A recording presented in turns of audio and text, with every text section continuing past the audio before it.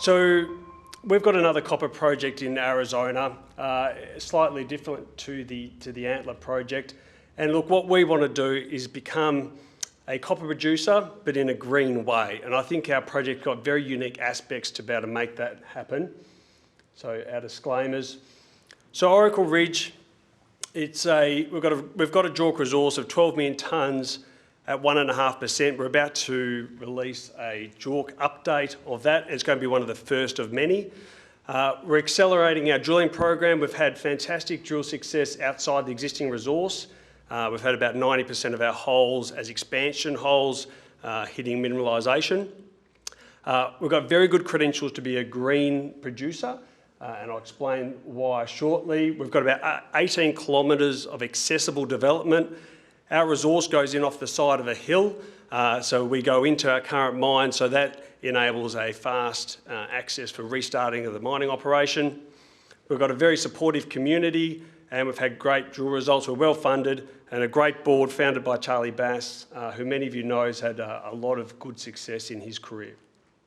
So we're located in the Laramide Arc, which is where you get a lot of these great big projects. And as we heard from Steve before, so they form in these clusters, and we think that we're possibly on one of these cluster type operations. So what we're doing is trying to build a critical mass from our existing resource to enable us to get into production. So there's lots of road, there's rail, and you can see who a lot of the majors are. Now interestingly, we just put on a fellow, Manuel Ramos, who was the former president of ASARCO. So a lot of the local relationships, a lot of the local contacts in the area has joined us. So this image here shows where we are. We've got the drills located up around the mine area. We've got two portals. Which is the buzzer? Is that one there? The portals sit up just behind where it says mine area here. Now down the bottom you can see where there's the tailings dam. And interestingly, we've found two areas in between called Oryx, which is our Oracle Ridge extension, and Golden Eagle, which have got some really, really interesting geology, and quite recently some good drill results as well. From a restart potential, it doesn't get much better than this. I'm a geotech by background. Our ore body is hosted in limestone, so very acid neutralising, but it's meant all the bolts haven't rusted, which is great. So you can still go into the mine. We don't need to dewater it. You can see the electrical infrastructure is in really good condition. There's fans, there's substations, so being able to quickly access it is great.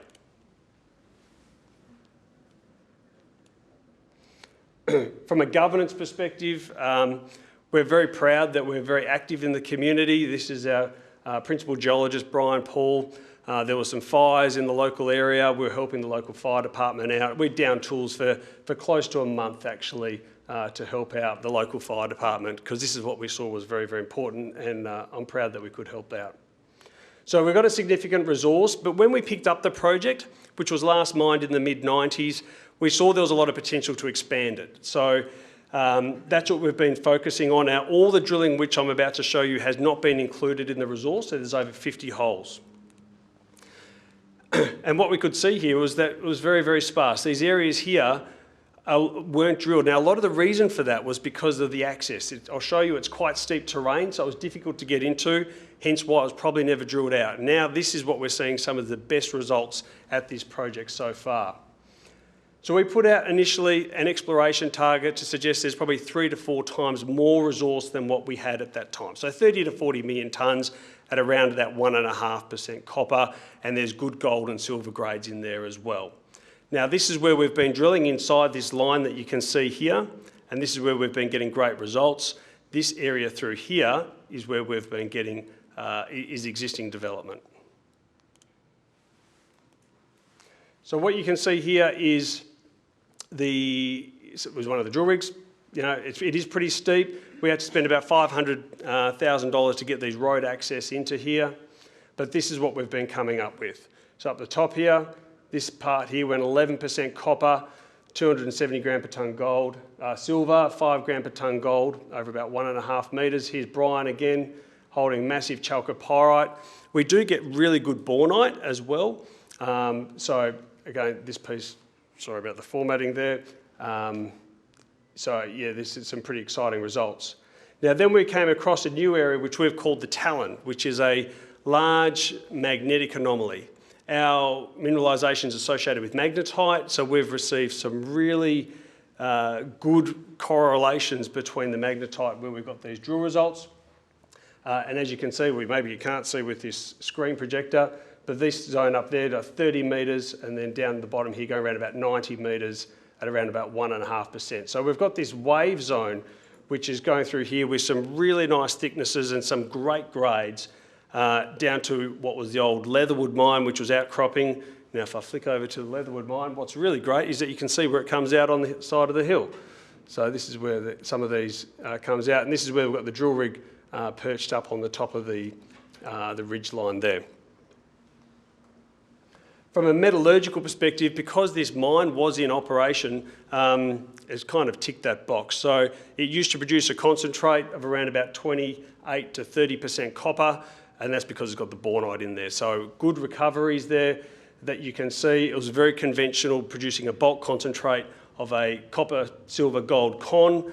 No penalties through all the smelter records over the 5 years. So from that perspective, that box ticks in my mind, but we will be doing more metallurgy of the areas which we're now discovering and finding.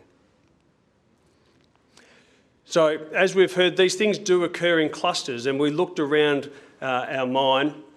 So this is where we've been drilling at the top here. This is where the two portals come in, and this is where we're expanding, and we're seeing the 30 to 40 million tonnes in this area at the top. But then we went round down to Oryx, and we saw over about 4 kilometres an outcrop of mineralisation extending into the mountainside. So this is a really exciting target for us because we can see a lot of potential, especially seeing the extent of the outcropping mineralisation. Now we also notice these forming clusters, as we've heard. So we've gone out to another project area called Golden Eagle, where there was an old gold mine. Now we heard about the zonation earlier today. That used to produce around about 1/2 ounce to the tonne. So small sort of tonnage, but it's been spectacular grades. So we've been drilling out there and we've got some great results, which is starting to see lots of galena, lots of the sphalerite, lots of pyrite, lots of the silica flooding. So all these things around the zonations of big systems.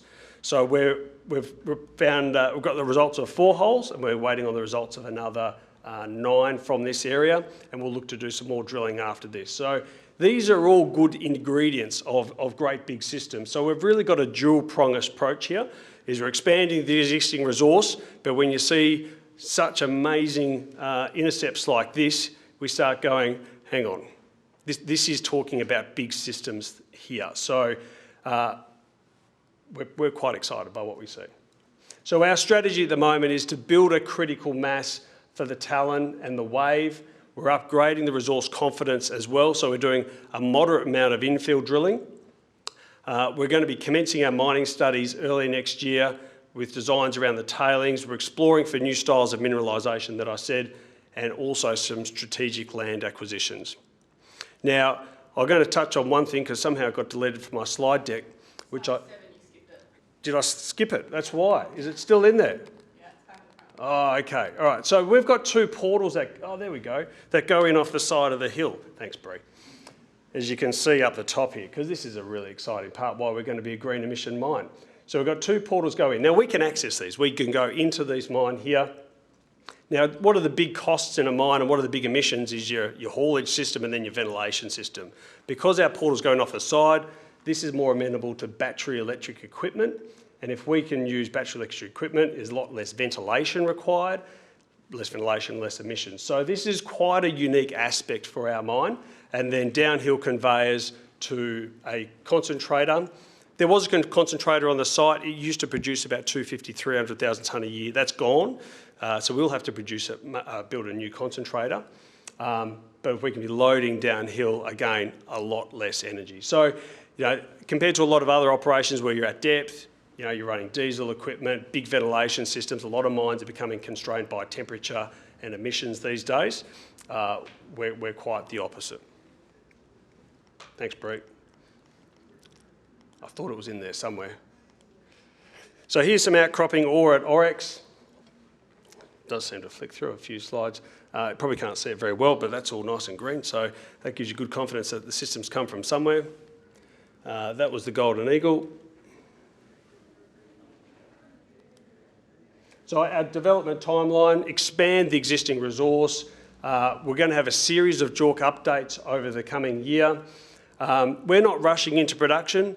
We can see that this could be a whole lot bigger than what we've currently got defined. So we don't want to make the mistake of putting a mill, and I'm certainly not having a dig at you over there at all, but we're very different styles of ore bodies. So we want to understand what we're sitting on before we go and make those decisions. There'll be more metallurgical test works and mine permitting starting next year as well. I'm going to skip over because we are all big believers in this room in the copper thematic. I'm sure if you're not, then I'm not sure why you're here. So corporately, quite a tight capital structure still, just over 200 million shares. Charlie Bass, our founder, owns about 1/3 of us still. He wants to maintain that position. Cash well funded, $16 million. On the register has been Paradise. I think they're just under substantial at the moment, with Regal there as well, and then high net worths. So our value proposition, we've got a JORC resource, we've got a mine, we've got 3 rigs drilling 24/7. We've got about 20 assays pending at the moment, so there's a lot of news flow still to come. We've been getting some pretty amazing results. And we're located in an area which is renowned for big systems, and what we're seeing is that we're potentially on quite a big system as well. So thanks very much.